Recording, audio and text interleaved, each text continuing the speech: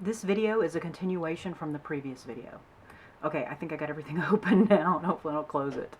Okay, so what is landscape photography, right? We just talked about some famous landscape photographers, and then we started looking at some of my work. But let's talk a little bit more about what it is. It used to just mean it used to be different from nature photography, and that it just focused on panoramic landscapes. But now landscape photography has come to essentially mean anything in nature. Anything that's part of nature qualifies as landscape photography, whether it's the broad, wide angle shots or the really close up details. And I literally have a gazillion of these. And so what I want to go through is show you some that are great, why they're great, and then show you some that are good, but how they could be better. So for instance, this is one of my absolute favorite photos that I've ever taken. And I went to the Atlanta Botanical Gardens and I laid all the way down on the ground and I put my camera on the ground, and so that it was basically what's called worm's eye view, looking from the perspective of a worm. And I pointed the camera up towards the bottom of the tulips, because those tulips were in bloom at that time, and the morning sun was coming up. And I managed to capture it coming up between the tulips, and so it creates this beautiful starburst.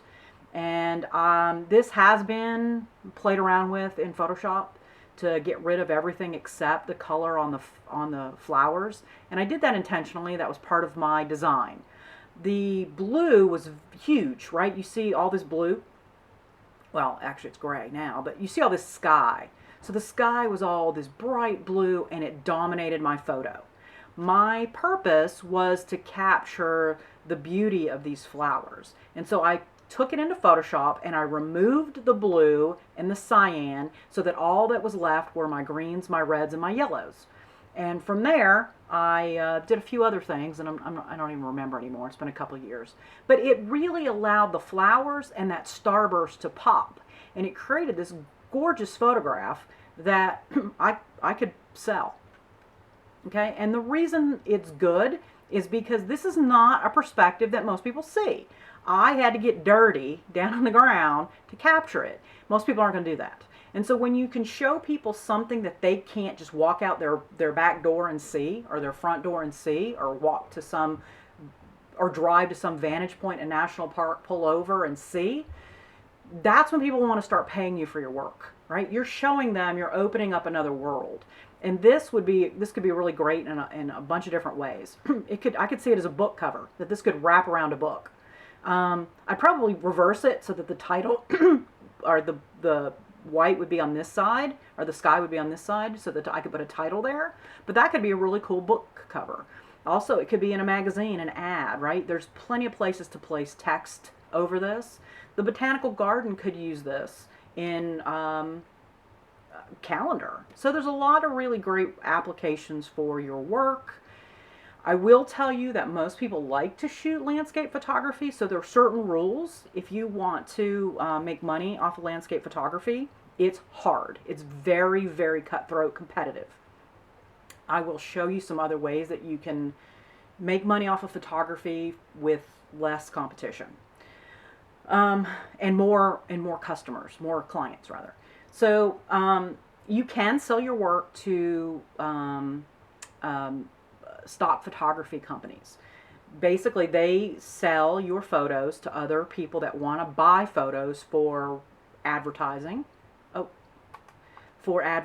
or other purposes, and artists use them for different types of work, and you get a cut. Now, I will tell you that I've had friends who do this, and some do it because they like the steady income. Others, they don't want to do it anymore because they're not quite sure they're getting paid what they should be getting paid. So you also turn over the rights of your work to someone else. So you have to take that into consideration. And if you want to know more about that, we can talk more about that. We can put that in the discussion board. Or someone can start a discussion and we can have that conversation. Because I will answer your questions in the discussion boards. Okay. This is a close-up of this little beetle. And you see this is very yellow except for him. He is my focal point. He is priority. Everything else is monochromatic. And then he's this beautiful little greenish black pop in the sea of all this. And so this is what's called macro photography. You can get pretty close on your phones. They do make specialty macro lenses for cell phones. I shot this with my DSLR and a macro lens that I have, and it allowed me to get really, really close. Otherwise, normally if you get too close, it gets blurry because the lens on the camera can't focus this close up without special additional equipment. But this allows you to get in closer to things that other people may not see. I mean, look, you can actually see the little red, if I zoom in here, you can actually see the little red dots on his antenna. There we go. Look at the level of detail you can capture with macro lens. You can see the indentations in his shell. While we're doing close-ups, this was a frog, actually a poisonous dart frog, and fortunately there was a piece of glass between me and him, and I got up really close to him and on the glass, and he didn't hop away, and got this great photo. Now look at this. You can see some really cool stuff here. You can see his skin. That's one of the if you want to shoot images like this, you really need that specialty equipment. Okay, so there are a lot of people that want to shoot landscape photography. It's very competitive, and as a result, most companies that will use your work, or most people that will buy your work, won't accept it unless it is shot within the golden hour. And I'm going to talk more about that in another video. Just another close-up. You can see what the macro lens can do. Got really, really close to the centipede eating, it looks like fungus off of a rotten tree. And that was like in the middle of the woods. I was on a hike. Okay, let's see. Mostly landscape photography is limited to nature, but sometimes it can show some man-made elements in it. It's not off completely.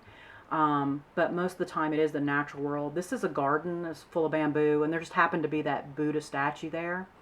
And it wasn't until I put my camera on the ground that this happened, that sunburst happened, and I managed to capture that.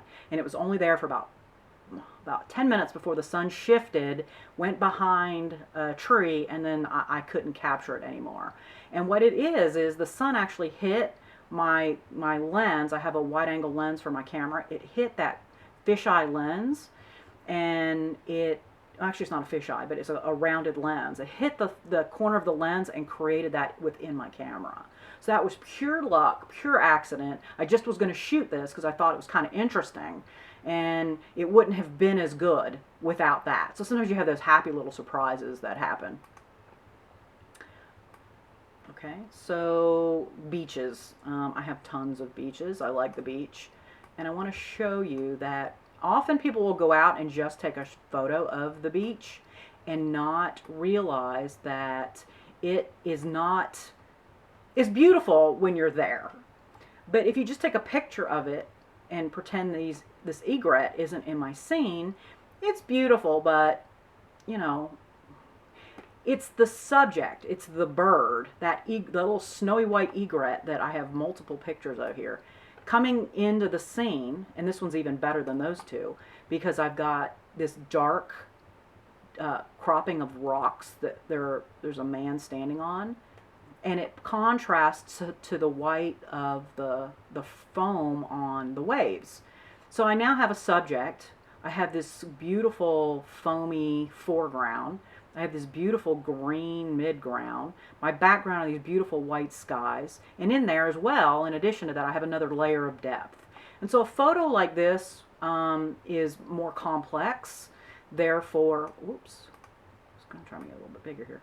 A photo like this is more complex. Therefore, it's more, or I would say it's considered a better quality photograph in terms of composition. And then I have yet another one of him right here, which I love. This one I zoomed in, got a little bit closer, and he actually let me, which is kind of weird. Usually they fly off. Birds tend to not let you get very close to them.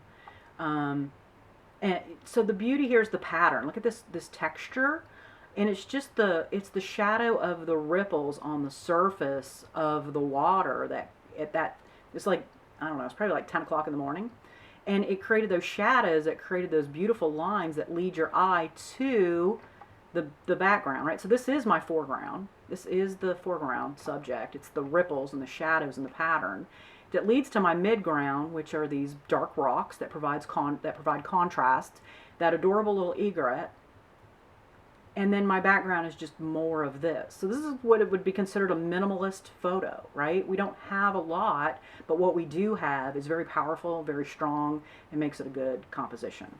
And I'm going to stop here and continue in the next video.